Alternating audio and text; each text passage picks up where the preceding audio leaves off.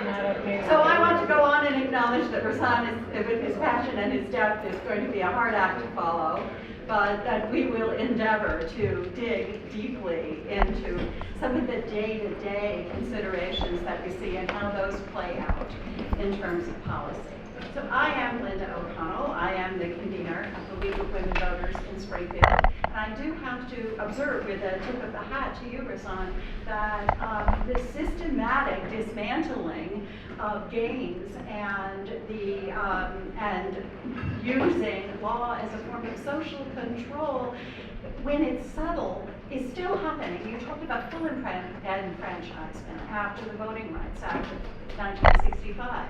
As we well know, and as the League of Women Voters is working hard to prevent, there are now systematic attempts to dismantle the voting rights and disenfranchise folks, largely in low-income and communities of color, particularly through anti-immigrant communities, adding a question about citizenship to the census. So we are not done, and there are just these incredibly current examples of those still pernicious movements.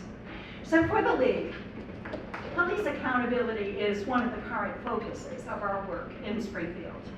We are committed to citizen participation, informed citizen participation in government. So we are delighted to be here co-sponsoring this symposium to deepen the dialogue between law enforcement and the community around forging a positive and productive relationship until such time as a different vision can be made manifest.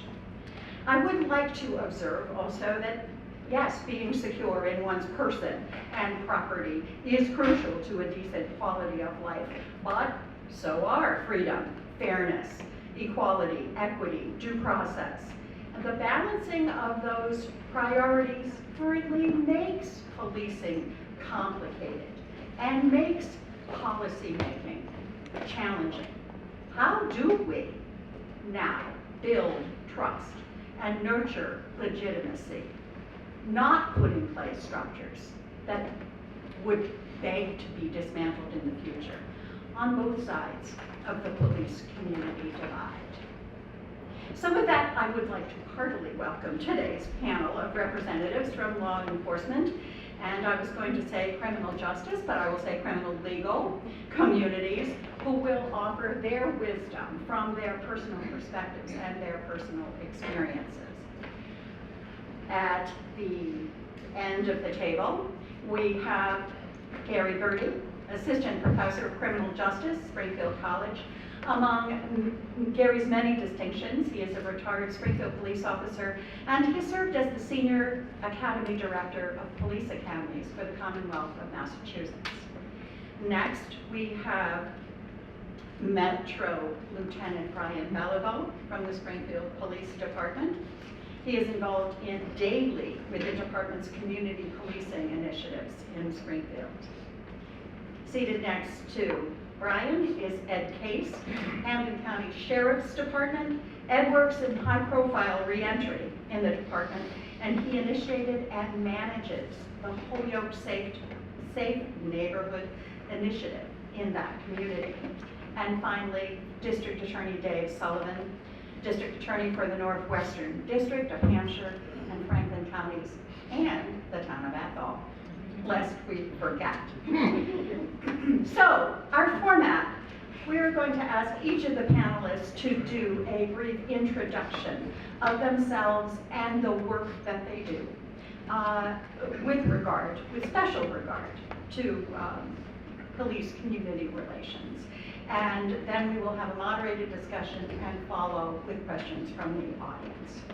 So if you would begin, Dave, why don't we start in the other direction? What do district attorneys do? Just give us the overview of how you come to this panel. Well, in my jurisdiction, we have yeah. In my jurisdiction, there's 47 communities. There's 6 colleges, so there's, in state police, also our law enforcement. So I have about 53 different law enforcement agencies, and every community is different, every law enforcement agency is different. When I came into office back in 2011, you know, it was a pretty daunting task looking at these law enforcement agencies and, you know, how do we work with them, how do we communicate. So one of the things that I look at from a district attorney's point of view is how do you be fair and just? How do you develop a staff that looks at the whole broad spectrum of criminal justice? And certainly, you know, you're restrained because we're kind of receiving it to a certain degree. We get these cases, but what do we do when we get them? Gotta kind of take it for a loop, because I think that where justice really can be really impacted is on the juvenile justice level. You know, how do we deal with the 12 to 22-year-olds, and what do we do with them, and how do we help get them out of this cycle, for some of them out of the criminal justice system? So, from my perspective, it was one of the first initiatives is really redeveloping a view toward diversion and mental health services for juveniles to the best of our ability, given the limited amount of resources for adolescents. So probably about 40% of our juvenile cases are diverted. In other words, they don't step into the juvenile court, and probably about another 50% they receive probably conditions of probation, but it's a continuation without a finding, so they don't end up with even a juvenile record. And it's really front-loading. Usually in district attorney's offices, that's usually kind of the last thing that they look at. When Rashawn was working at Suffolk County, you know, all the resources basically go to district court. And so that was one way that I looked at it. The other was, you know, why do people come into the criminal justice system? And I knew what the answer was. I had been a defense attorney for 16 years, and, you know, been a defense attorney serving military service members, Air Force, Army, and Marines, and I was a civilian attorney doing courts martials, and 14 years as a court-appointed attorney, you know, and 14 years in Holyoke District Court, Ware District Court, and Hampden District Court, a very diverse group of folks, and they all had one thing in common: they were indigent, and they were coming from usually very struggling households, and the underlying was that mental health or substance abuse. So, you know, how do you address that? And, you know, one of the initiatives that we really kind of came up with, and with the help of our law enforcement agencies, and they were really very, very supportive, was to look at substance abuse from a different point of view, from a treatment model as opposed to an incarceration model. And so we've developed over the last couple of years a drug diversion treatment program that takes people, low-level offenders, could be that they're stealing for drugs, it could be that they're just in the midst of these crises, to get them into treatment right away, and hopefully move that needle away from the incarceration model. So I'm really happy that we've been able to do that, and it's an ongoing struggle. It's, you know, there's relapses, and we understand that as part of our model that, you know, people are going to have those relapses. When I look at our police agencies, I have two here today: University of Mass Police Department and City of Northampton Police Department, and they're really two of our model law enforcement agencies. Chief Casper has really created a transparent mold toward her department, and that means just being open with data and really moving the needle forward, and I really commend that, because they're part of a national movement to make sure that people know what's going on in their police departments and in their communities and how they respond to crime, and it's really important. And I think with you know, Chief Parham and the UMass Deputy Chief Sear was here, and you know, he's been really part of a national movement to have fair and impartial trainings, and we had fair and impartial trainings for police and for our prosecutors last year, and I thank Ian for doing that, because it was really important that people understand their bias. Everybody has bias in this room, and if you don't admit to the bias, then you're missing the boat. And so I think that fair and impartial training has really been significant. It's a good first step. I think now we have about, out of, you know, 40 some odd law enforcement. I think we probably have 15 that have received this kind of training. And our prosecutors, I mean, I'm the first to admit, you know, you have a lot of power as a prosecutor, especially as a district court where Rashawn and other people started. People's lives are in your hand, and, you know, basically it's, you know, my cousin Vinny sometimes, you know, kid just got out of law school, and he's making a decision about somebody, whether they go to jail or not. So, with all due respect to new 88. But, so, and I think one of the other things is, you know, the mental health and things, and it can be a big city, small town. It's that mental health. It's the person that has these chronic mental illnesses, and how do you deal with it? And I'm going to say, Western Mass, we've been really gifted. The crisis intervention team training that police departments have been going through, you know, Amherst, UMass, Hampden. These crisis intervention team trainings for law enforcement are so important. How do you de-escalate?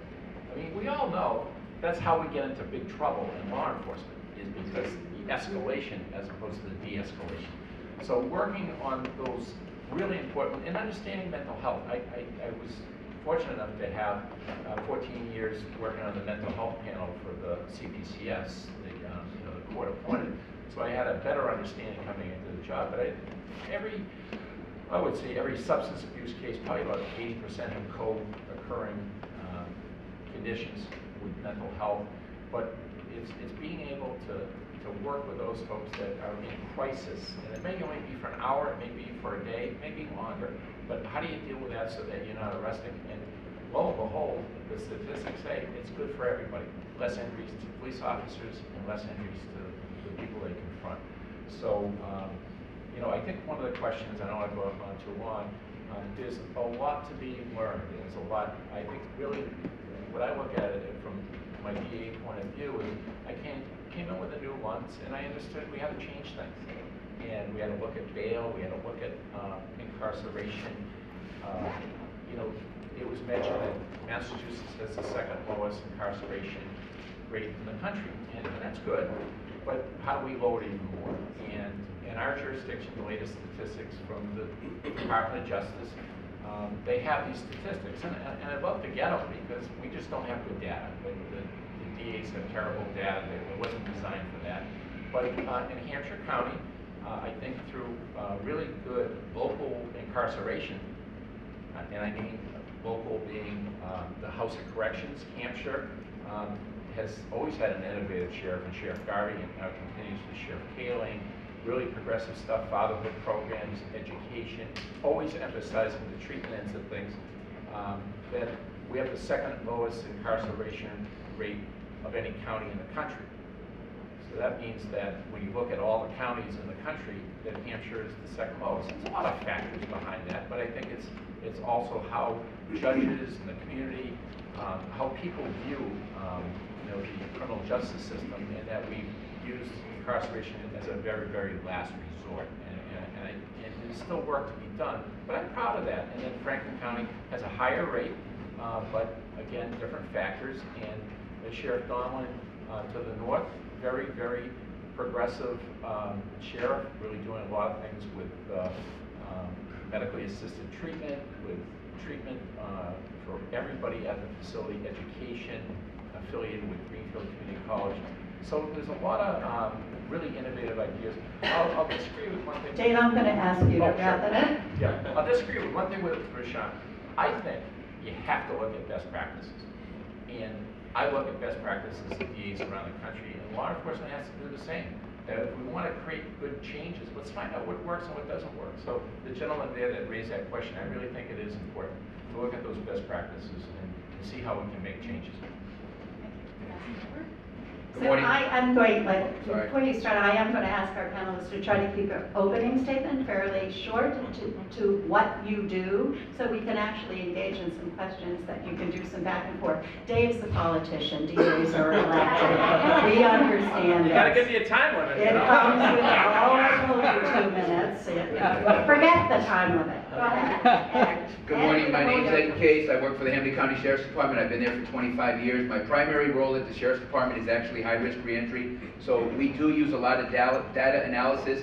We also, in terms of trying to improve on our program, listen to the offenders that actually reoffend, and also offenders who have gone out and do well. We do hear what they're saying, and we are trying to continually improve on the things we do. The other thing the sheriff allows me to do is work in Holyoke and Springfield. Charles, can you stand up for a minute? Charles Rux and I oversee 11 staff in Springfield and 5 in Holyoke that actually work really close with the police. The 11 staff in Springfield work in all of the 9 sectors in Springfield, really trying to get to know the youth and the families in those neighborhoods and really try to build them up. I just want to say with the Holyoke Safe Neighborhood Initiative, it's something that I've been really passionate about for the last 7 years.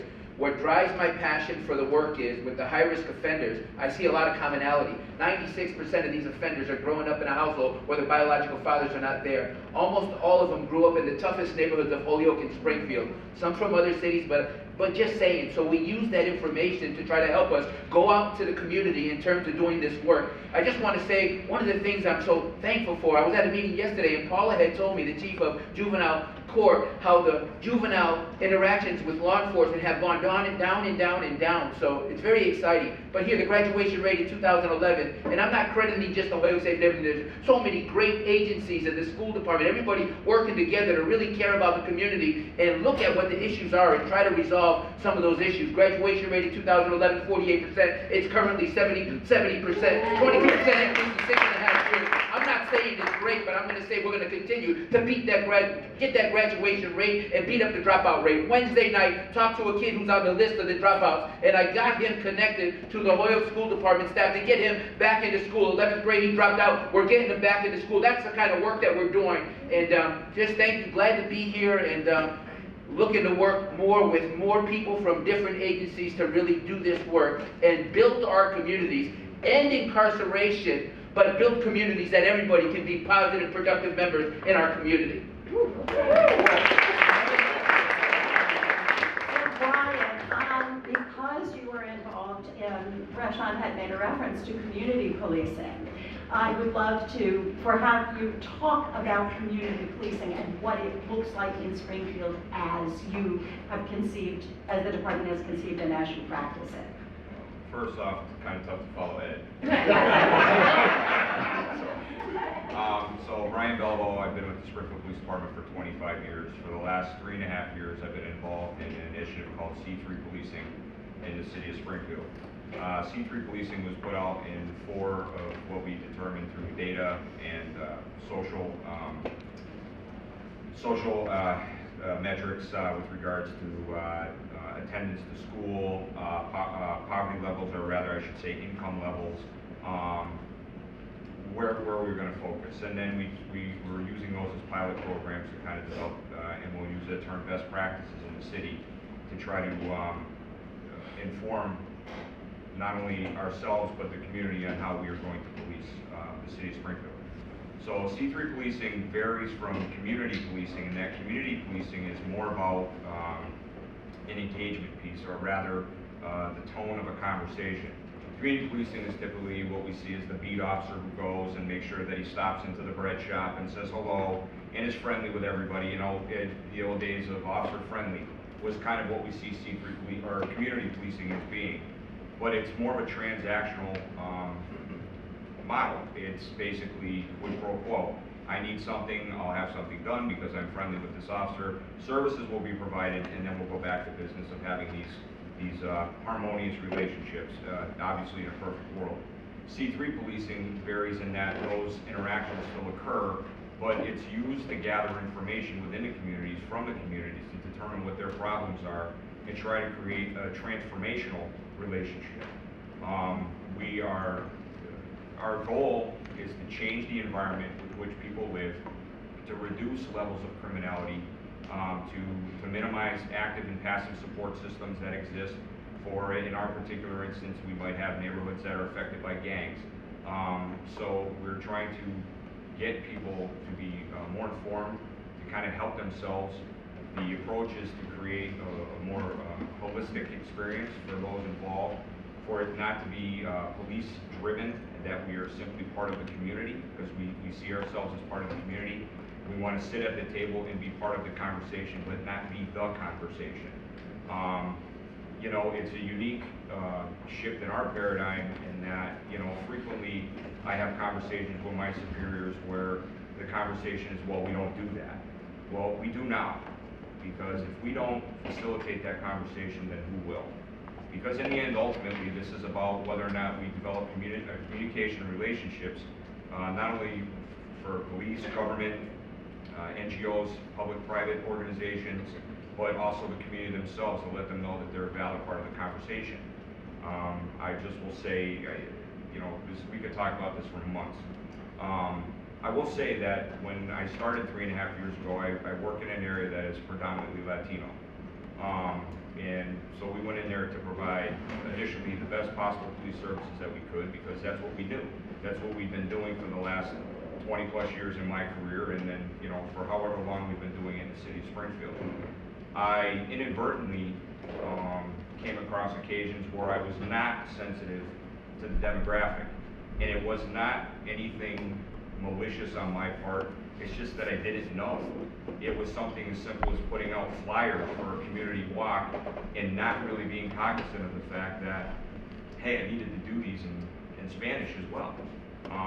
But, you know, we learned quickly. You know, and then just things like how people live their lives in certain neighborhoods varies. People fix their cars in the street because they don't have garages and driveways. People sit on their steps because they don't have a backyard and a deck, or they live on the 5th floor of an apartment building that's 90 degrees in the middle of the summer. So the things that we traditionally approached and saw as quality of life concerns were not quality of life concerns. They were just people living their lives the way they knew how to do it. So once we became sensitive to the area that we were working, and we developed those relationships and saw how we could benefit each other, we've shifted our mindset. It's not about policy. It's about a spirit. It's about whether or not you're going to go out there and genuinely treat people kindly and help them out as much as they can, and provide them with services that they can't otherwise provide for themselves. And so I think Springfield and a lot of other departments and a lot of other organizations are doing great things, and I don't need to take away from that. But we, in our units, are striving to provide a better service. Again, I use the term holistic. And if I can't fix your problem, then I will certainly direct you towards somebody who can, because the police aren't going to fix everything, and I don't pretend that we will. Sometimes it's okay to say, I don't know, and you don't know what you don't know. So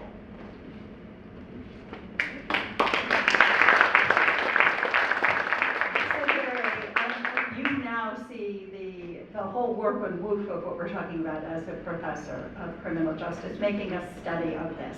So however you would like to kind of give us an opening statement of your view. All right, thank you. Good morning, everyone. My intersectional reason for being here has to do with 4 areas of experience. One is that as a police officer, one is a senior academy director. I'm doing reform for the Commonwealth of Massachusetts way back when, early 1990s. I'm an educator, and I'm currently a member of the City of Springfield Citizen Review Board. And so I have a lot of different things always being shifted around inside my head, trying to figure out what role I'm in.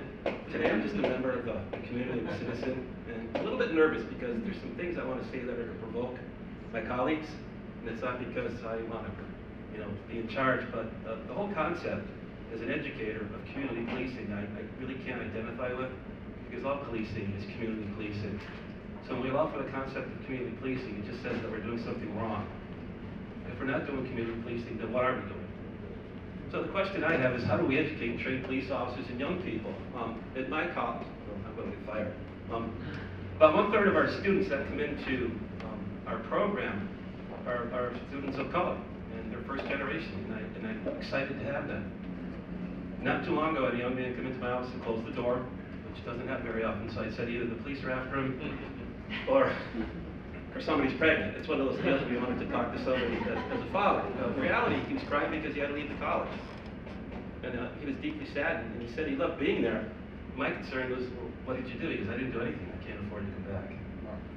And so 6 or 7 of the students that we lost, each one of them were a student of color, from Bridgeport and Hartford and Boston and Worcester. And being somewhat naive, I asked him, what did you want to do? He goes, I just want to go back to my community and work as a police officer with people who look just like me. And so then what do I do? How do I complain about that? How do I, find a way? I couldn't write a check, but we really need to do a better job of offering opportunities for young people who are passionate, who want to get into police service. I think we need to do a much better job at police training. One of my issues right now, and it's a fairly simple one, there's no one model for police oversight, civilian oversight. There's absolutely a need for it, and there's 4 different models I can talk about later. But in reality, we've been caught in a riptide, and what do you do when you're caught in a riptide? Swim with the current. All right, what if you try to swim to shore? You better be a pretty strong swimmer. What if there's a dorsal fin between you and the beach? Uh-oh. But what if there's dorsal fin behind you? So I think a lot of times what we're doing is we're being reactive, and we're not really doing a well-informed decision. I believe in best practices, but I'm always concerned about what determines best practice. I recently read an article about all the crap professors are publishing, and you have to publish in order to be promoted. And it doesn't matter what you publish if somebody doesn't read it, and more importantly, if somebody doesn't cite it and use it. So I'm just really concerned about how can we make the best decisions based upon the entire conversation. Thank you. So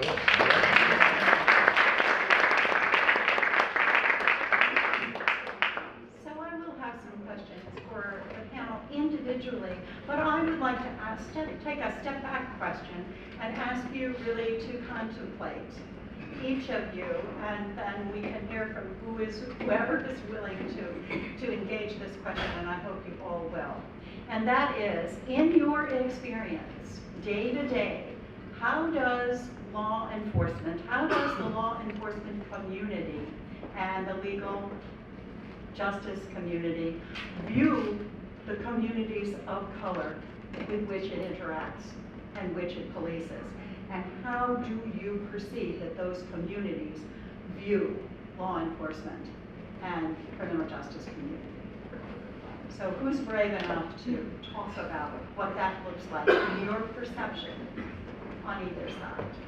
I'll start. The issues in the community, and I tell people that are working with us on the Holyoke Safe Neighborhood Initiative, and I even told the C3, we had a basketball meeting yesterday for the coaches, that this is not short-term fixes. These are generational things that have been going on. There's issues that, like you spoke about, Rashid, the issues that are, plaguing our country. I mean, racism is alive in America.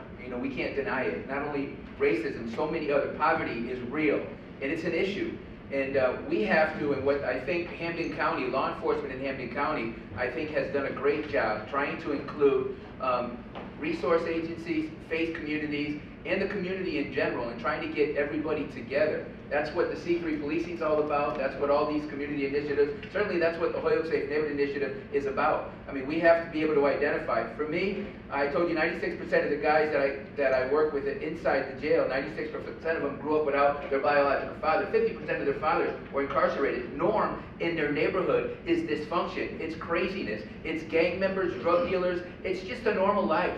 So we all as a community, I'm just going to ask if the coaches, if you coach in Forest Park or in the Holyoke League, or you have coached, can you just stand up? So for me, stand up please. So for me, stand up please. I just want you to see. So for me, I understand with our population, so some didn't stand up, but I understand what our population, and David stepped out. David is one of our coaches as well. Right. What we need to do is understand what the issues are and understand that sometimes our men of color and even our young ladies of color need to be able to relate to the people that are working with them. So I'm very intentional in terms of recruiting the coaches. I don't do wide net recruitment, I do focused recruitment, and I'm really constantly trying to get men and women of color to come out and be our coaches and volunteers. But then all of us getting on the same page to understand what the issues are and put strategic plans, providing the information. I think Gary mentioned it, but educating our youth. Every league we do, it's character development, pre-test, 8 weeks of instruction, post-test. Our high school, we're doing a career exploration. One of the coaches, a Latino coach, said to me, Eddie, we're always telling the kids what they should do, what they shouldn't do. Can we do something different to encourage them? I said, we're going to do a career exploration. We're going to bring in college. We're going to bring in the military. We're going to bring vocation. We're going to give them opportunities. And then every week we'll bring in a different profession so they can see the opportunities available to them. But we're constantly instilling in them to graduate high school, go to school, get your high school. If college isn't for you, Consider the military, consider a vocational path, and we're trying to make provisions to get the resources connected to the youth and the families.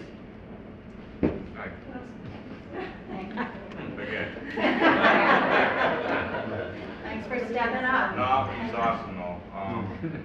So when we talk about dynamic of the relationships between, say, well, I'll speak for myself obviously, and then what I perceive it to be from the community. I guess I'm somewhat ignorant in that I am not impressed by gang membership. I know that we have, as an organization or as an entity nationally, that we have this, oh, well, he's a gang member, he's a motorcycle gang member, he's a, whatever their affiliation may be. For myself, I see the Hells Angel as Bob, and I see the gang member as Steve, or whatever it may be. I'm not worried about their demographic, either race or religion or even their organizations that they might be involved with, if even with nefarious activity. I don't care about that. I want to address an individual, as a person, because that person still has a mother, still grew up. We're still human beings in the end, right? Where our paths take us is what makes us unique. So I try to treat people as individuals, and I try not to come in with a preconceived notion of how I think this is going to go. Because truthfully, some of the best conversations and some of the most articulate conversations that I've ever had with individuals were with members of society that I thought there'd never be one thread of commonality. That's frustrating for me because I understand that I go out every day to work and I am immediately segregated or pushed aside because of a uniform I wear. Now, some would argue that I have the luxury of not donning that uniform and removing the mark that I might be wearing to kind of put myself back into the mainstream. Okay, yeah, great, I'm a white male. And so some would argue, I know, because I attended Healing Racism, some would argue that privilege comes with that. And to some degree, I have to, I guess, agree with that on a societal level. But as an individual, I am who I am. I'm covered in tattoos. When I go to work and I'm a guy in uniform covered in tattoos, people already have an idea about me. But they don't recognize the fact that I'm a master's educated police lieutenant in the city of Springfield, and I've worked as hard as I could for the city for the last 25 years. So there's a lot of good in that. But people will paint their picture of me, not knowing I ride a Harley Davidson. So if somebody sees somebody on a Harley with tattoos, and you can imagine what they think of me. It's different because I can walk away from that, I understand that. But it makes me cognizant of others' perspectives. The community at large, I know there is a distrust of law enforcement. I think that's historical. It goes back to many of the things that Mr. Hall referred to. I understand there's a history, but I also know that I can't figure out where I want to be if I don't know where we've been. So I challenge myself to learn as much as I can about the people that I work with, to understand their perspectives and to try to incorporate that into my own. There is a butting of heads across the board nationally with law enforcement and the community at large. It's frustrating. Not all of us are the same. I always tell people you get a bad plumber, you get a bad electrician, no matter where you go. The things that happen in our department, the things that make the news, anybody that is a member of that department, anybody that is proud to serve, is saddened by those reports, is disheartened, and is disgusted by the accusations of malfeasance or inappropriate behavior by somebody involved in our profession. But unfortunately, the dialogue doesn't permit for us to respond to that because of policy or it's just not the thing to do because we have superiors that will handle that for us. But it is not something that we accept, it is not something that we agree with, and I would argue that 99% of the people that I work with would detest that behavior. And that's the stuff that that dictate public policy. So Brian, may I dig in just a little bit? I hear you talking about your view of the community as a gang member, it's not a gang member to you, please Bob. So how, I know this is sensitive, be candid if you can. How pervasive is that attitude within your department? Are you typical, is it half and half? Can you speak to that at all? Your comrades, how prevalent is your attitude? Well, I think no different than someone might look at me and immediately just say, well, he's a cop. So those predetermined ideas have already been set in play. He's a cop. Or something, oh, he's a gang member. I mean, so we've already made up our mind. You know, that's what they do, that's who they are, everything they are is about that. But we don't delve into why they're a gang member, you know, and they don't delve into what somebody does as a police officer and what their record may be. So, you know, I'd be lying to you if I said that I talked to every one of the guys I worked with or that I knew.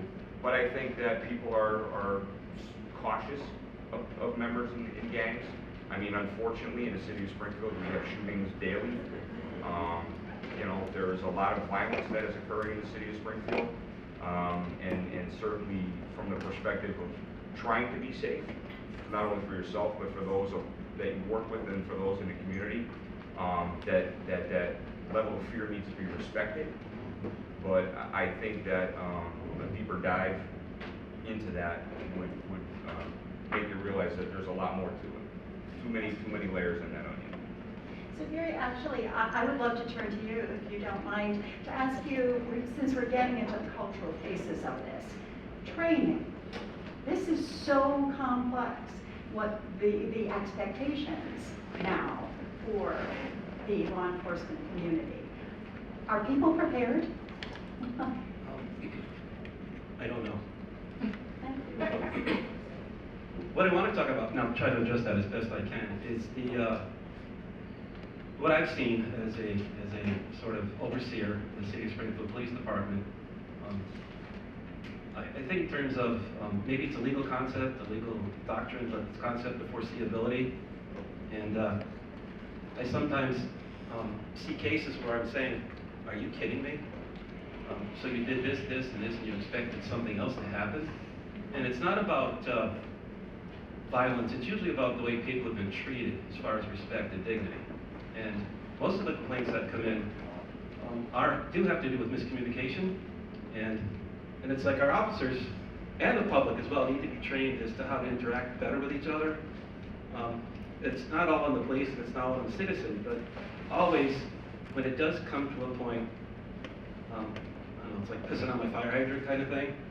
You know, it can become territorial, and our officers could be better trained, in my opinion, better supervised as to how to back off a little bit if they can foresee that if it's a power struggle based upon my authority, my uniform, my legal authority, and it's really not about that, we need to be more thoughtful of that. And I do know, from my experience, that many members of the city of Springfield, citizens, civilians, don't feel that they're treated equally.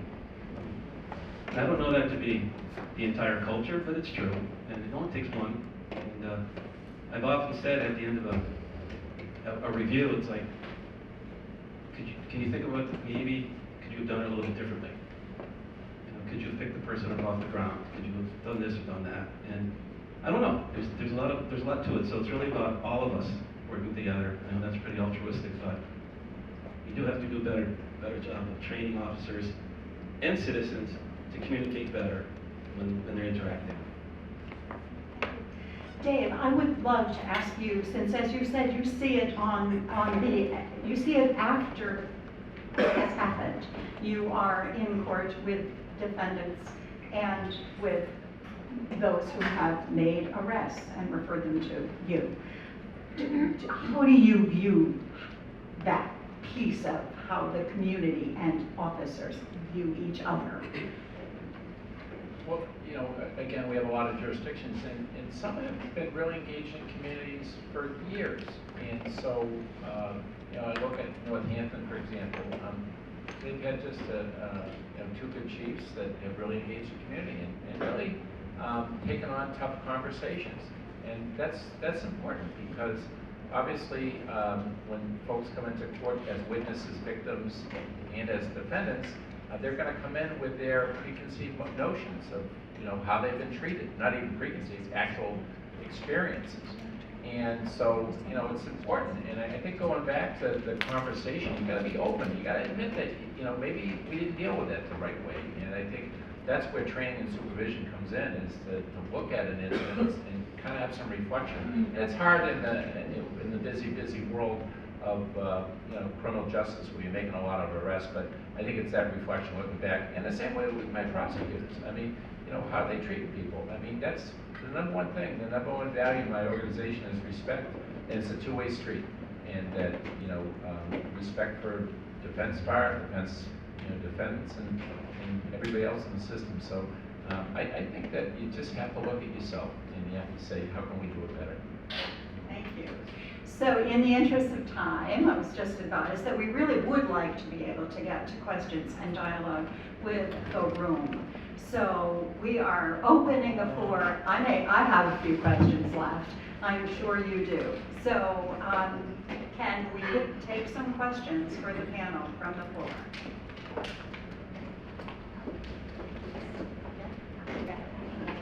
I can walk around. Here comes the mic. Thank you. So I appreciate what I hear as a commitment and a striving to improving a problematic relationship between people of color communities and the police. I hear your commitment. I really appreciate that. The question that I have is about, I think, when we try to speak in little memes, in little sound bites. And one thing that I feel very mixed about, I drive down the road sometimes to Athol. There's a whole row of, I guess, Blue Lives Matter flags. So my understanding of Black Lives Matter as a statement is we're hurting and people are not paying attention to us and we want to put it out there. Please look into this. You're not listening. Please look into this. And it feels like it's been met with, shut up, we don't care. Okay, or what about our pain? But I kind of feel like a lot of people have positioned the Blue Lives Matter sort of response in that way, which is like, well, what about us? And it feels to me like there must be also some way to say, yes, we care about your pain, we care about your personal risk, we care about your good intentions. But how can we communicate in a way that doesn't negate, like, I'm hurting, shut up, I'm hurting? What's the alternative, I guess, to more community understanding of both? And especially given the power disparities that exist between the two communities.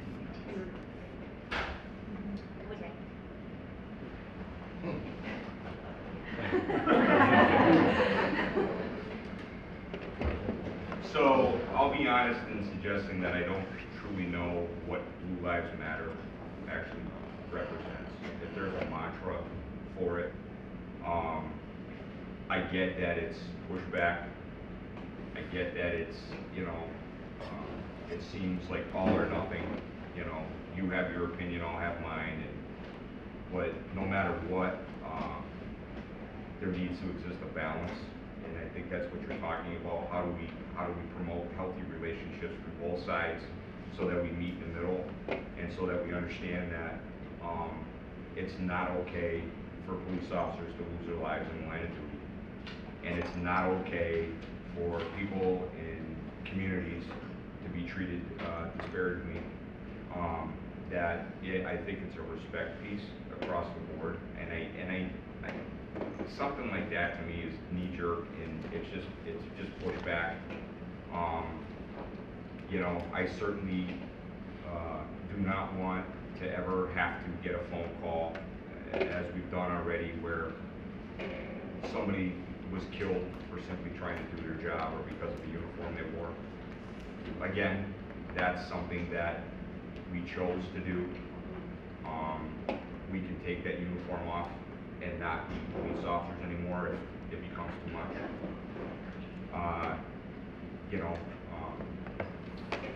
African Americans, Latinos, people of color don't have that option, so they don't get to walk away from it. So it is, I guess, more of a daily struggle in that regard, because I guess we can always quit. But I think it represents a decline in societal fiber that we are engaging in this kind of behavior across the board. I mean, there's a lot of people behaving badly, regardless of what we do, or regardless of who we are. I was reminded to Mr. Berte's point and to Mr. Hall's point, it was referring to a parking spot where an NFL player got involved in an altercation over a parking spot. I had a meeting with a business owner last night regarding some issues that I have started to identify in his business. Been otherwise successful for a very long time, and as of late there's been shootings, there's been stabbings, there's been an uptick in violent crime in the vicinity of his establishment.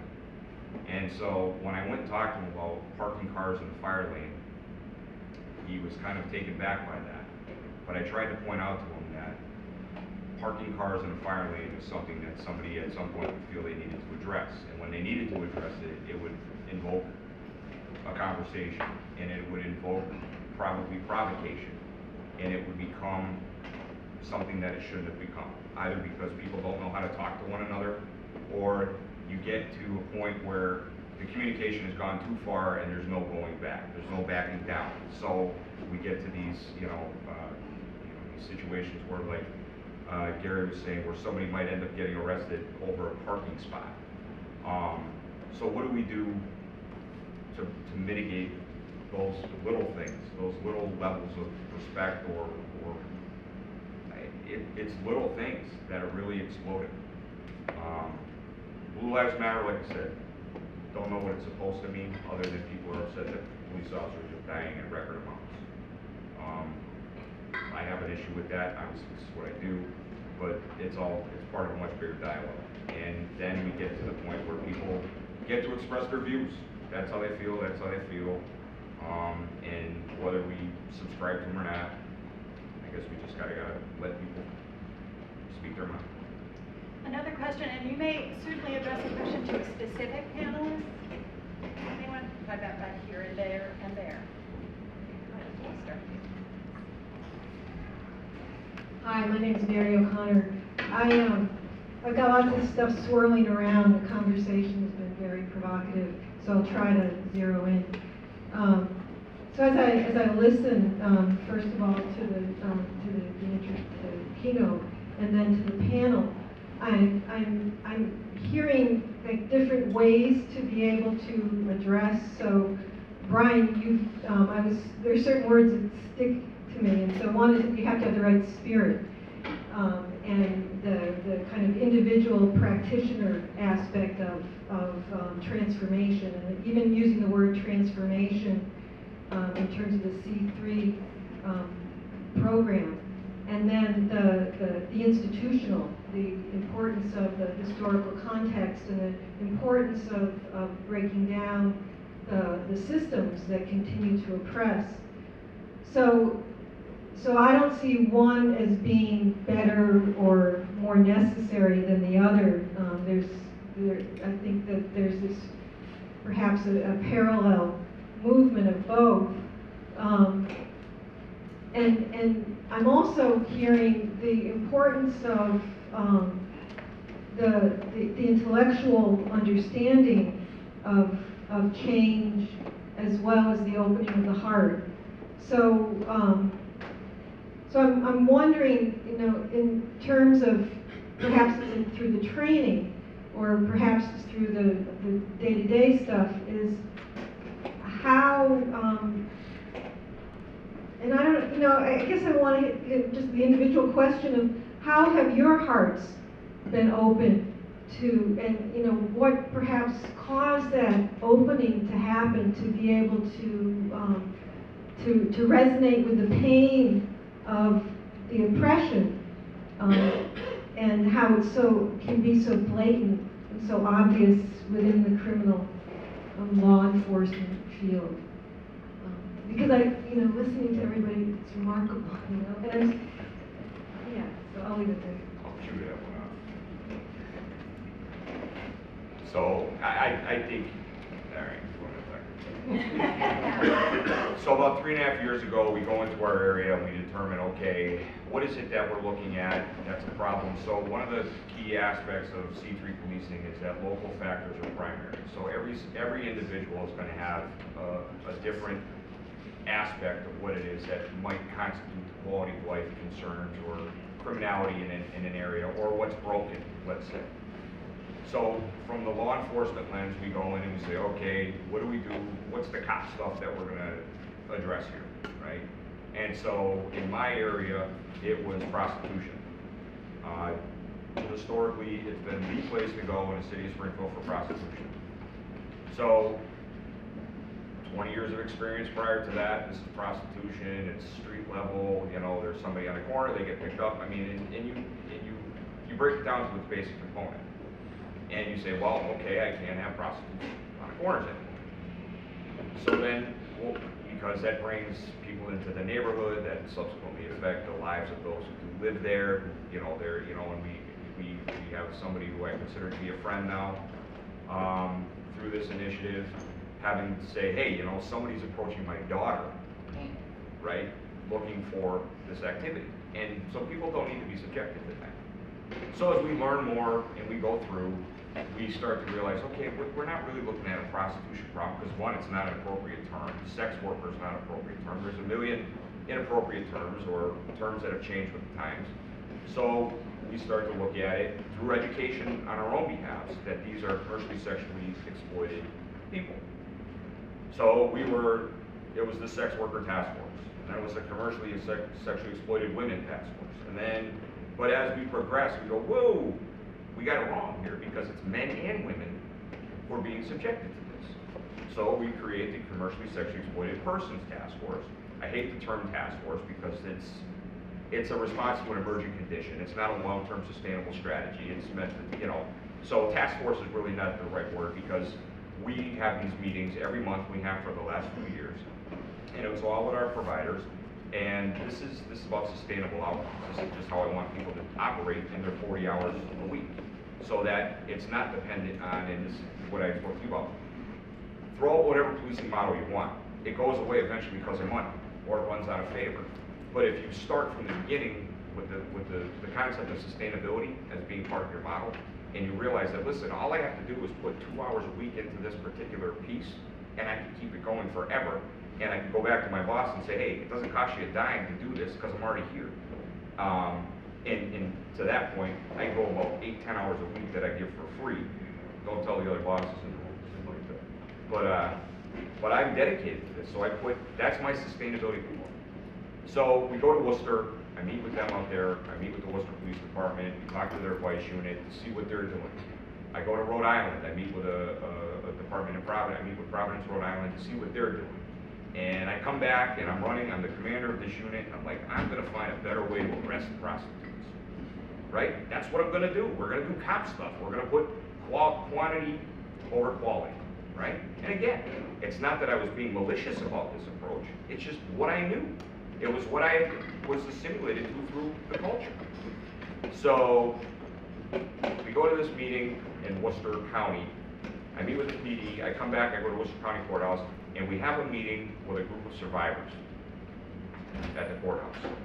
And they're doing this really fantastic program. It's peer-to-peer piece for prostitution, or sex workers, or community exploited people. And I realized, wait, there's a human trafficking component here. So what's the bigger picture? And then I realize, as I'm sitting there and I'm listening to this young woman speak, who's a survivor, I have this like, oof, I got it wrong. Everything that I've been doing for the previous year, I was wrong. We were killing it. We were making arrests. Everybody was happy. I was making a paper. I mean, by all standards, if I was looking from a glorification perspective, it was awesome. I sat there and I said, well, got it all wrong. go back to the office, scrap it all, what do we do moving forward? And the change, the shift was that this was not criminality, this was a victimization model, that the workers were victims. Now, there was an expansion there, to go to the DA's point. We have opiate issues, we have addiction issues that we have to start dealing with. We have the trafficking piece that we have to start dealing with. And when I realized that we were on target with a much bigger goal and what we were trying to tackle, that more people started to come on board and more people started to help. I just did a big press release, with MGM, because they're a real strong partner in what we're doing, because they're put a lot of resources into trying to identify through education in the hospitality world, the identification of human trafficking behavior. So, very, very long story short, I was wrong, and what I did, I had to learn. That woman that I met at a meeting changed everything for me. That was my aha moment. Now, I thought I was doing it earnestly, and I was doing it with a good heart, and I was, because I was doing what I knew best. But I had to open myself up to another opportunity to learn something different, something better, and then come up with a strategy that was completely off the boards as far as me going back and trying to pitch that this was how I was going to tackle human trafficking in the city of Springfield. And we've met with a great deal of success because, like I said, we've got more partners, and I think it's a healthier approach. I'm working towards a healthy society. I'm working towards addiction issues, housing, work, all these opportunities. And it was because I put myself in an opportunity to have this chance encounter with somebody who I will argue has changed my life and changed the lives of those around me, because I'm able to provide them with better services. So that was my aha moment. Sorry. Anyone else want to speak briefly to an aha moment? Can I just, thank you. I'll be a little shorter. They did it. I got one. You did a great job. The concept for me on this role conflict. You swear to protect the lives and safety of the public, and you do the best you can. At the same time, you're arresting them and doing other things. So after a while, officers can develop what's referred to as burnout or stress. And I remember my mom used to say to me, if you don't like what's on the menu, maybe you need to do the grocery shopping. And so after a while, as you evolve or develop as a police officer, you start asking a lot of questions. And if you're tired or worn out, you're working too many shifts, or things are happening in your personal life, you just get tired. So it's a lot easier to be a law enforcer. I can measure that. That's quantifiable. The qualitative part is not as hard. So the concept of a war on crime, a war on drugs, when we use the term war, does that imply a genuine effort? And I think the answer is absolutely not. I believe that we can win the war but lose the peace. And we're so busy trying to identify what we do and how we do it that we lose perspective. And I have probably a little over 8,000 hours as a mental health clinician, working with police officers, people who have been convicted of murder and rape. And my aha moment was like, wow, there's something I need to understand better and tread water. And think about waltzing. Sometimes I'll lead, sometimes I'll follow, but we need to dance the dance. And so my aha moment was like, wow, this is about all of us. It's not about me anymore. So I believe we probably have time for about 3 or 4 more questions. So we've had one. Yes.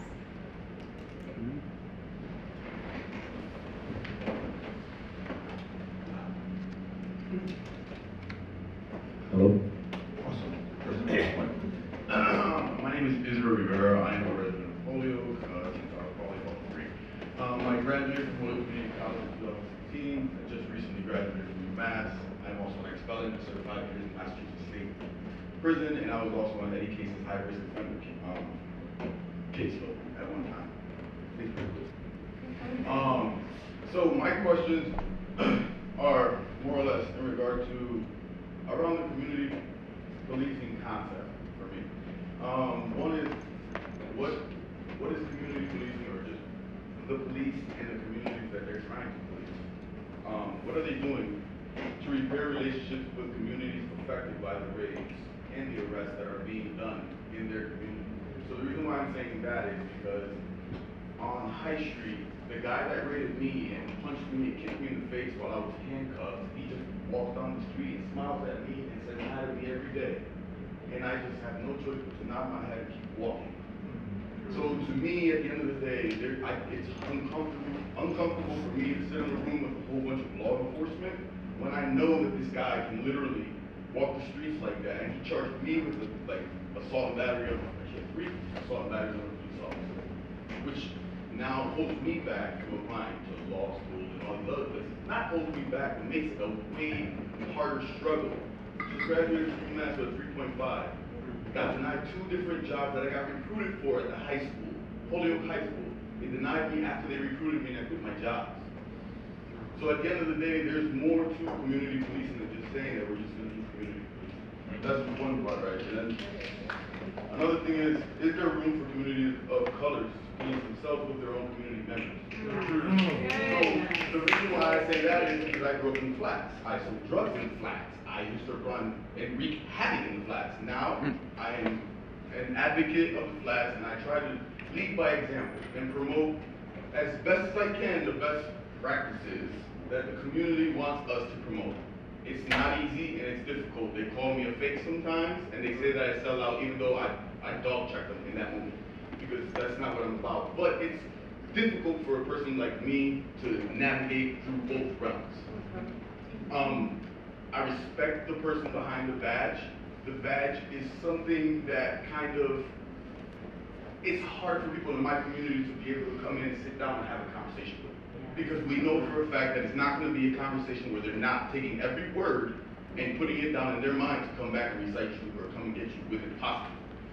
Building that relationship should be key. And the one thing I could say awesome about Eddie Caisse's program is the youth program is he does have coaches that are coming from the communities, coaches of color.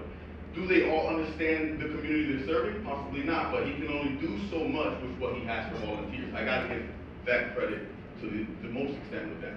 But for me, there's a lot of people that want to help and be in the community, come from other places and from Amherst, at UMass. I mean, at school, when I was at UMass, everybody says, yeah, I taught in Holyoke, and they talk about it like it's a brag. Like, dude, I lived in Holyoke. You know what I mean? It's like a merit thing for them. They put it on a resume. I lived there. You know what I mean?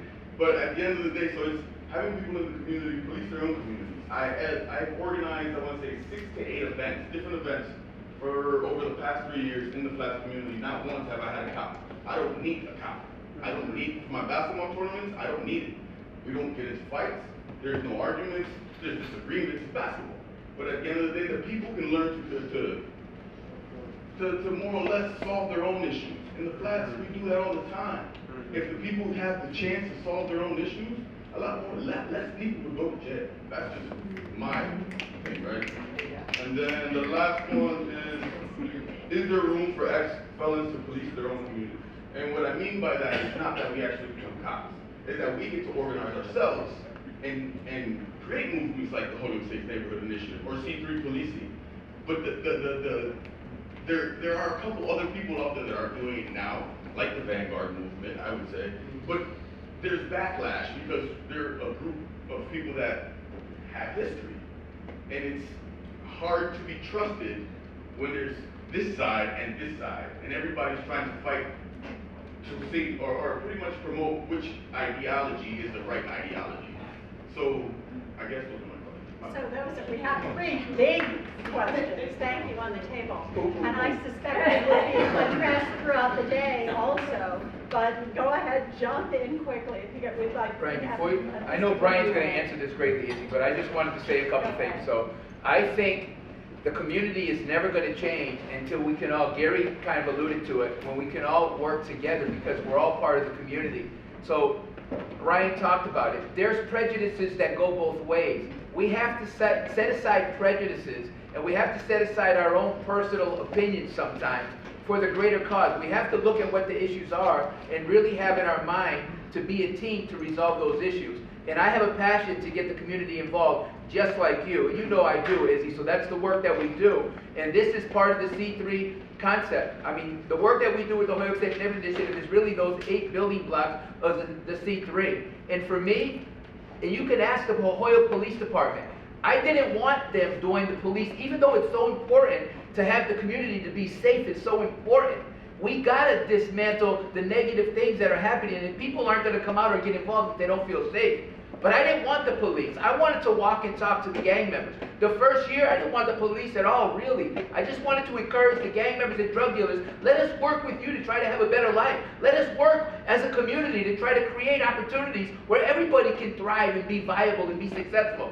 So that's where our heart needs to be, all of us on the same page. Challenges. What are the challenges? The challenges are, this group doesn't want to work with this group because of whatever. Like you said the badge gets in the way. But we can't let anything get in the way.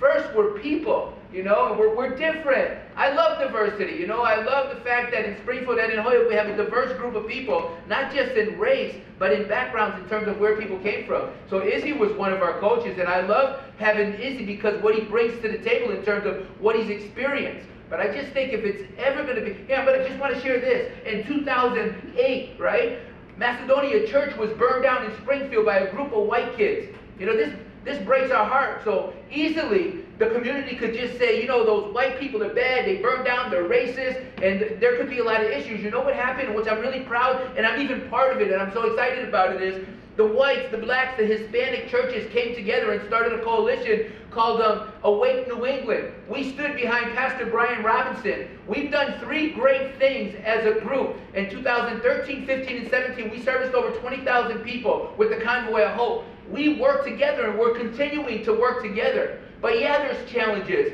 I mean, so people that are in the church, you want to know? There's racism in the church. The issues of poverty affect the church.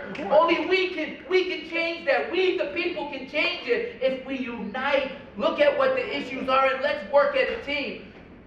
Let me set aside everything that's happened to Eddie and just focus on the issue. I know it's not easy. It hurts. You know, we've all been hurt. I'm hurt. But at the same time, I'm going to set aside the things that hurt me for the common good of mankind. We got to care about the people. It's about the people and how we can build those people up.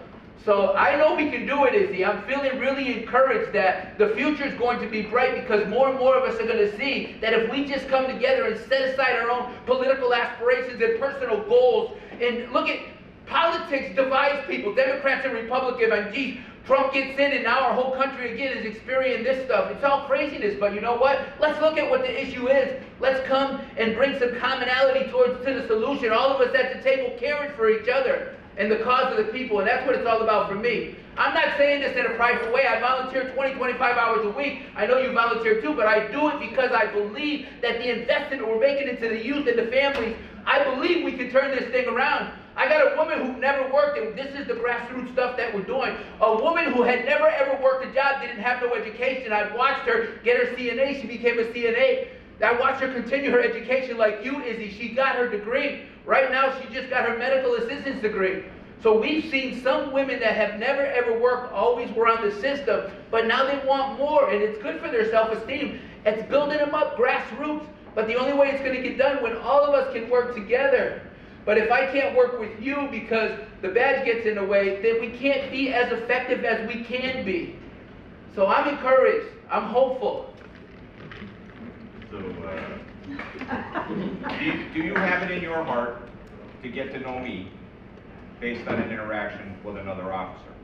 That answers that question, right? Yeah. If you don't have any interest in... You, yes, as the individual, yes. Yeah, but do you know what I Not mean? the guy So... who's gonna arrest me if I do Right, but it's bigger than that. That's the difference, what I'm talking about in regards to that. Everything you said is awesome, man. It's so spectacular. The problem is today, with the badge, when you come and sit down to the table with the drug dealers and the gang members, they know you're going to arrest them. So whatever you say is bullshit. I mean, no disrespect to you or anyone else. But at the end of the day, they're not going to listen to you. No, but if the you're... way you think about them, or not that you think about them, the way that you have to deal with them is put them in jail. So the only way I feel, and this is just me personally, is to build a bridge with a neutral party, a party that cannot put somebody in jail and then gives them the space to have that honest conversation like, yo, maybe I don't want to sell drugs no more, but this is all I got. You can't tell that to a cop, because he has to do this job. Well, see, and I would respectfully disagree to a point in that, like... Because you give him some crack on him, you're going to let him go? I'm not saying that. But is that what we're... So that's the thing to me, is that every day I see my kids in my community go to jail The on a problem is regular that- basis, and they get stigmatized, and they're not victims. Everyone else is victims. They're not victims. My kids don't have cars. They stay on their corner every day, but they do sell drugs. So but the people come to their community, but so they're the ones that have to face the wrath and do all the time in prison. Okay, so then I apologize if I misunderstood the question. I thought that we were discussing whether or not we would be able to establish relationships within the police and community members based on previously negative interactions.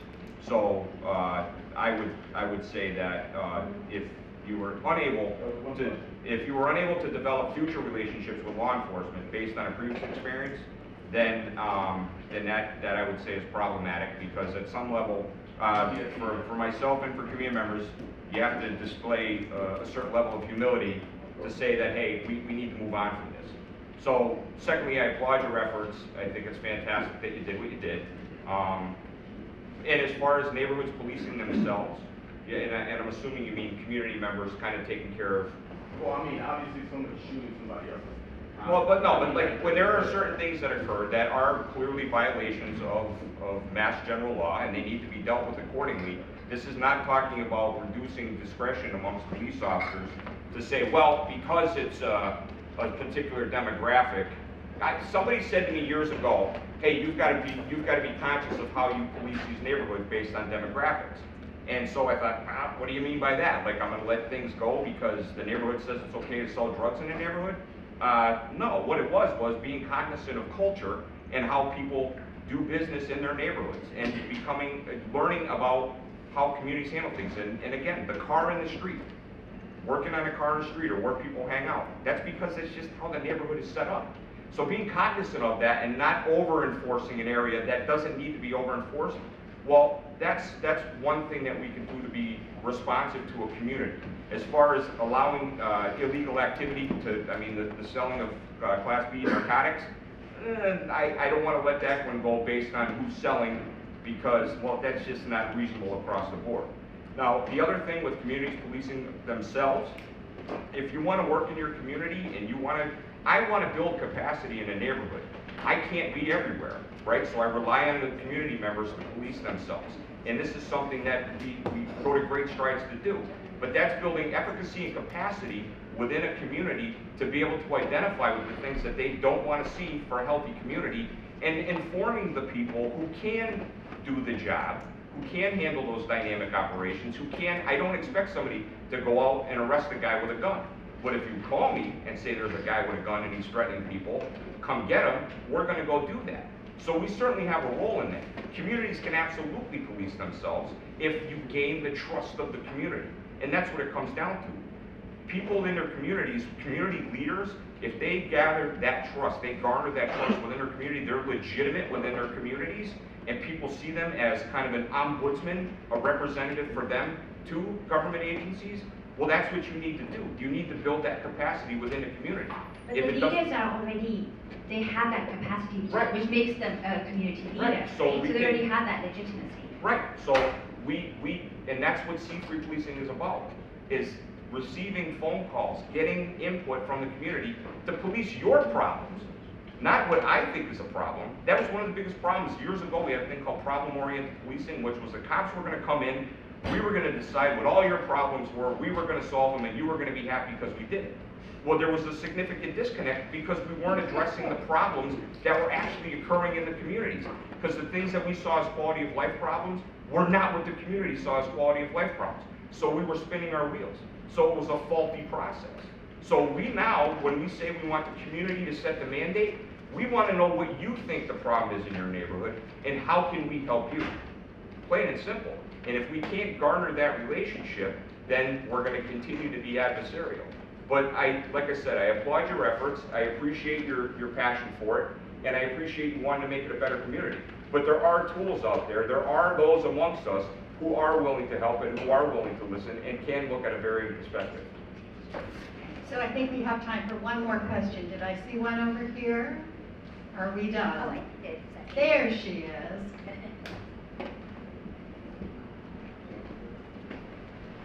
Hi, I'm Carol. I'm grateful to be here, grateful to hear you all. But my question, or maybe it's something stuck in me that I can't get rid of, is There's no way to get away from the power difference between all you and him and all of them. There's a power difference. And if that isn't acknowledged and seen, and I don't even know exactly what to do with it, but at least it needs to be acknowledged. It cannot be the same between you and him, because you get to decide if you're gonna arrest him or not. And I just think until we at least acknowledge that power difference, it needs to be acknowledged. I don't know, this isn't a question, I apologize, but anyway. It's a point. Does anyone want to comment? Or respond to that? Okay. So thank you so much, panel. You were stalwart, you were enlightening, and you were courageous, and there's more questions. This is far from over, as we all know, and thank you for engaging.